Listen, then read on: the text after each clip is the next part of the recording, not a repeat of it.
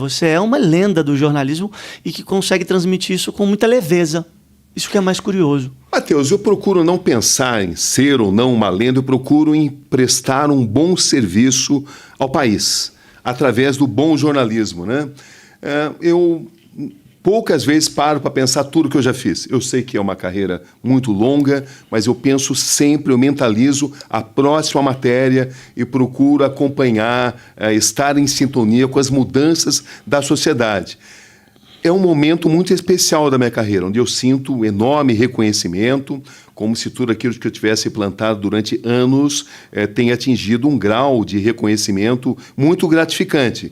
Mas eu procuro impedir que esse grau de reconhecimento, né, de você ser tão reconhecido na rua, o carinho sempre é bom, mas eu procuro impedir que qualquer sensação de vaidade impeça o Roberto Cabrini de continuar prestando bons serviços, né? Porque a gente precisa fazer sempre matérias que façam a sociedade pensar, matérias que lutem e zelem por direitos de minorias, que lutem contra preconceitos, que lutem contra discriminações, enfim.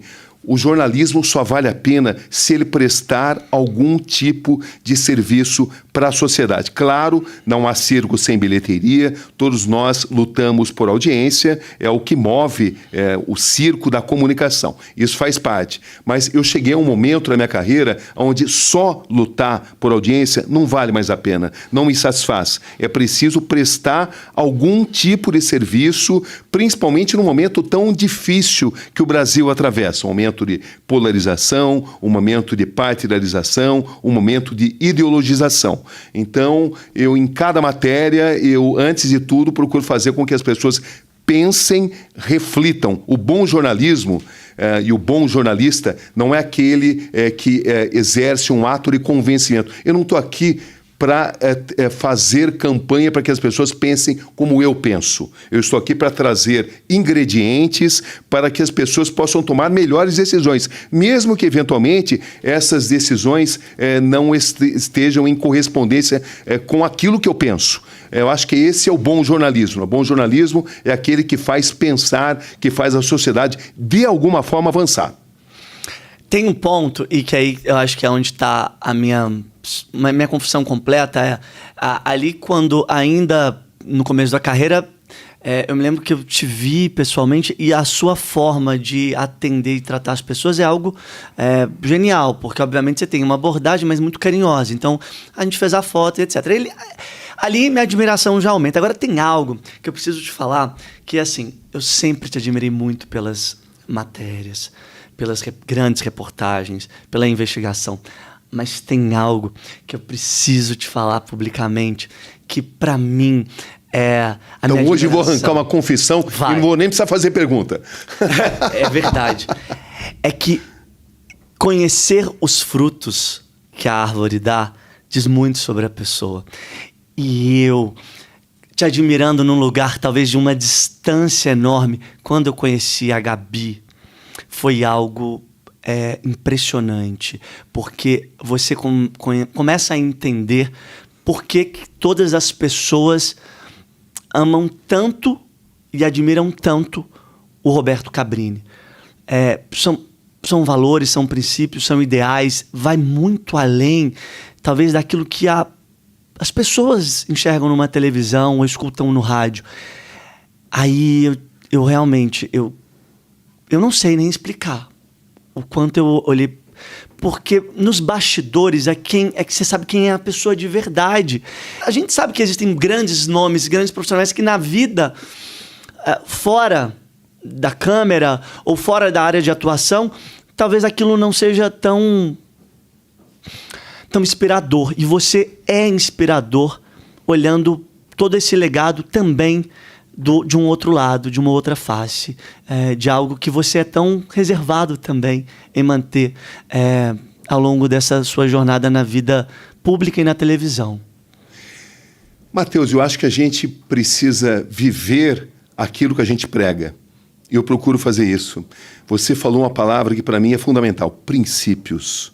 princípios no jornalismo, princípios humanos, princípios nas suas relações com a sua família, princípios nas suas relações com o seu país, com a sua sociedade. O que somos nós sem princípios, né? Eu acho que a gente precisa buscar alguma coisa que transcenda uma mera ascensão social, que transcenda uma mera ascensão econômica. É isso que eu busco nesse instante. Nossa principal matéria-prima é o ser humano. A nossa matéria-prima é feita por seres humanos. E eu sempre falo disso para os jovens jornalistas. Jamais desprezem as pessoas mais humildes. Porque muitas das grandes matérias que eu realizei foram trazidas a mim por pessoas muito humildes. Por donas de casa, por motoristas de táxi, por garçons. É muito comum as pessoas apenas valorizarem os poderosos, aqueles que detêm grande poder, e menosprezarem aqueles que aparentemente não têm poder, quando, na verdade, o seu maior bem é estar em sintonia com a população. Eu parto do princípio, Mateus, de que todo ser humano dá um livro, desde que o contador de história saiba contar essa história. Não existem seres humanos que não tenham grandes histórias. Existem, sim, contadores de histórias que não têm sensibilidade. E, de alguma maneira, você foi além de um grande repórter, um grande apresentador, um grande jornalista, justamente porque você entendeu que essas histórias, muitas vezes, elas estão guardadas dentro desses seres humanos e que vale a pena escutá-los de uma forma neutra, de coração aberto, ou de pelo menos sem julgamento, até que se prove o contrário. É muito cômodo a gente abrir espaço para as pessoas com as quais a gente concorda. Isso automaticamente vai acontecer. Todos nós crescemos mediante os valores que são passados pelos nossos pais, pela nossa sociedade. E a gente tende a estabelecer pré-julgamentos. Mas a nossa atividade de comunicadores, de jornalistas, se torna realmente nobre quando a gente consegue abrir espaço para quem a gente não concorda. Você abrir espaço para alguém contar uma determinada história ou para dar o seu lado de um determinado acontecimento não significa que você concorde com essa pessoa. Existem pessoas que acham, por exemplo, que vocês, comunicadores, que nós, comunicadores, não deveríamos abrir espaço para determinadas pessoas porque quando essas pessoas cometem atrocidades, por exemplo, seria glamorizar a atrocidade cometida. Eu lembro de um secretário de segurança que ele dizia para todo mundo que era um absurdo os jornalistas entrevistarem membros do PCC, até se descobrir que esse mesmo secretário de segurança tinha relações incestuosas com o PCC. Então, é claro que ele não queria que o PCC fosse devidamente investigado. Quando você entrevista alguém que cometeu um ato muito nocivo à sociedade, pode ser um político, pode ser um criminoso, pode ser qualquer tipo de ser humano, você está, antes de tudo, fornecendo elementos para que a sociedade possa se proteger. E você está fornecendo a esse indivíduo a chance de mostrar a sua própria perspectiva, porque nós não podemos jamais menosprezar um dos bens mais preciosos do ser humano, que é o livre-arbítrio. Então, é muito mais importante você valorizar a opinião das pessoas, e o julgamento das pessoas, que elas vão conseguir julgar o que essa pessoa está dizendo e não vão necessariamente fazer uma cópia daquele ato, né? Nos Estados Unidos isso se chama de copycat, né? Que as pessoas, o fenômeno de você copiar um determinado ato, mas isso significa necessariamente menosprezar o livre-arbítrio. Então, quando você entrevista alguém do crime organizado, você fornece ferramentas para a sociedade, para se proteger contra isso. E todo ser humano dá uma grande história, cabe ao comunicador, cabe ao jornalista fazer as perguntas legítimas, é aí que você demonstra todo o seu senso crítico, mas sem jamais censurar. Eu não acredito em censura, porque hoje você censura alguém porque supostamente fala de atos com os quais você não concorda. Amanhã você vai censurar por questões políticas, amanhã você vai censurar por questões econômicas. E outra coisa, quem é que vai ser eleito como o determinador de quem pode e quem não pode se manifestar? Ou seja, você está a um passo de uma sociedade ditatorial, absolutista, onde o livre pensar passa a ser impedido. Então, eu sempre tive esse princípio sagrado, que todo mundo tem direito de contar o seu lado da história e, é claro, jornalistas bons são aqueles que fazem as perguntas devidas sob o ponto de vista não dele, mas da sociedade. Perfeito. Agora, o que a gente chama de jornalismo investigativo, é redundante usar o termo jornalismo Totalmente. Investigativo, porque na prática todo jornalismo deveria ser investigativo, independente do segmento. Com certeza. Só que existem tantos exemplos de jornalismo tendencioso, jornalismo unilateral, jornalismo oficial, que se convencionou se chamasse, se nomear de jornalismo investigativo aquele que se aprofunda. Quando, em tese, todo jornalismo deveria se aprofundar. Uma das piores mazelas que existem dentro do jornalismo é a preguiça. Outra grande mazela é a ditadura das relações. É aquela pauta que ela é discutida numa reunião a portas fechadas e onde o repórter sai às ruas apenas para confirmar uma tese previamente estabelecida. Então, se ele encontrar algo diferente daquilo que foi combinado dentro da redação, ele não vai fazer matéria, não vai fazer uma determinada entrevista, ele só vai ouvir quem ajudá-lo a confirmar uma tese estabelecida dentro da redação. Ou seja, a realidade não vai determinar a matéria. O que vai determinar é uma suposição ou uma tese pré-estabelecida, em geral, em benefício de segmentos ocultos. Diante dessa situação, e até para não ser piegas na trajetória, eu pretendo, né, de alguma maneira, conhecer mais, até por admirar e já ter acompanhado inúmeras entrevistas que você dá, até porque você não dá tantas entrevistas assim. Você é um cara raro que mantém, de alguma maneira, esse lugar de falar pouco, mas ser um grande professor no jornalismo. Porém, do lado de cá eu tenho uma curiosidade.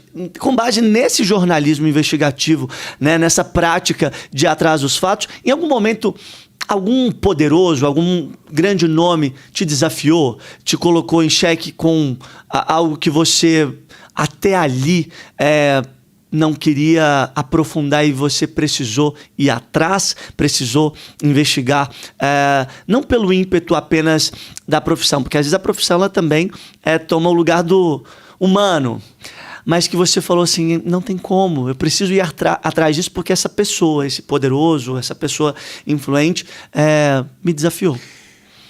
Olha, Matheus, em primeiro lugar, você nunca pode fazer matéria por questões pessoais. Você tem que fazer matéria que seja em benefício da sociedade. Se você tem alguma querela pessoal, não faça matéria. Se declara impedido. Como um juiz se declara impedido de julgar porque tem um relacionamento pessoal com um determinado fato, com um determinado investigado. Então, ele se declara impedido de julgar. O jornalista tem que agir da mesma forma. Se ele se sente, digamos, parcial por causa de um relacionamento social ou de perseguição, ou de glamorização, não faça matéria. Você não vai fazer um bom trabalho.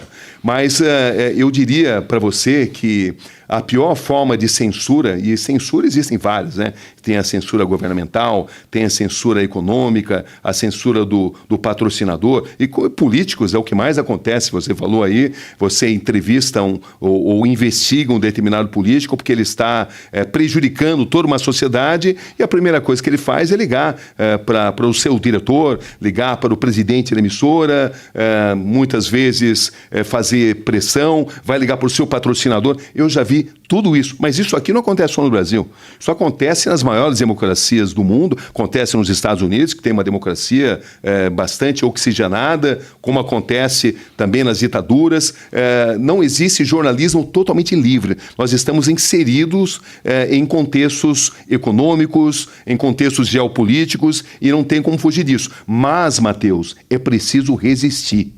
Nós não podemos partir do pressuposto que a gente não pode fazer uma determinada matéria que vai beneficiar a sociedade, porque o patrocinador não vai deixar, porque o diretor, o dono da empresa não vai deixar. Faça a matéria, se ela não entrar no ar é outra questão, mas você fez a matéria, porque, voltando à questão da censura, porque existem, como disse para você, várias formas de censura, mas a pior delas é a autocensura, é aquela que nasce dentro da gente. Você se torna um covarde, você não faz a matéria porque você enxerga um problema, não, isso vai dar problema, isso eu não vou fazer, e você deixa de cumprir a sua função social. Nós cumprimos uma função social, principalmente num país tão carente em termos educacionais. Nós necessitamos urgentemente de uma revolução educacional do Brasil. Nós temos uma educação totalmente destruída nos seus principais alicerces, uma população onde as grandes massas não têm acesso à cultura, não têm acesso a uma educação de alto nível, e isso é substituído em grande parte pelo bom jornalismo. Além da gente trazer boas informações, a gente precisa educar, a gente precisa trazer princípios, precisa trazer informações para que as pessoas cresçam. E isso é ainda mais delicado em um país tão carente como o nosso. E a gente percebe isso, é comprovável, é fato até em números. Você é responsável por picos de audiência no Domingo da Record. No Domingo Espetacular é um destaque. No Câmara Record, as matérias, além da audiência, tem uma repercussão fora, né? Além da própria TV, a mídia repercute. Muito provavelmente porque é algo que, além de ser muito trabalhoso, imagino eu, o brasileiro valoriza muito, que é esse bom jornalismo, que é a prática desse exercício de ir atrás dos fatos. Mas é difícil de fazer isso, né? É muito difícil, porque você vai ter que enfrentar todo tipo de pressão. Isso aí faz parte. Eu costumo dizer que denunciados não mandam flores, né? Denunciados fazem todo tipo de intimidação. Mas você exerce uma escolha. A vida é feita de escolhas, né? Esse é um princípio elementar. E você tem que escolher. Ou você vai partir para o bom jornalismo. O bom jornalismo faz o país crescer. O bom jornalismo vai enfrentar muitos adversários. Poderosos, ocultos, sujos, indevidos, de todos os tipos. Mas é você que vai ter que escolher entre preservar a sua dignidade ou ceder na primeira esquina de problema que você enfrentar.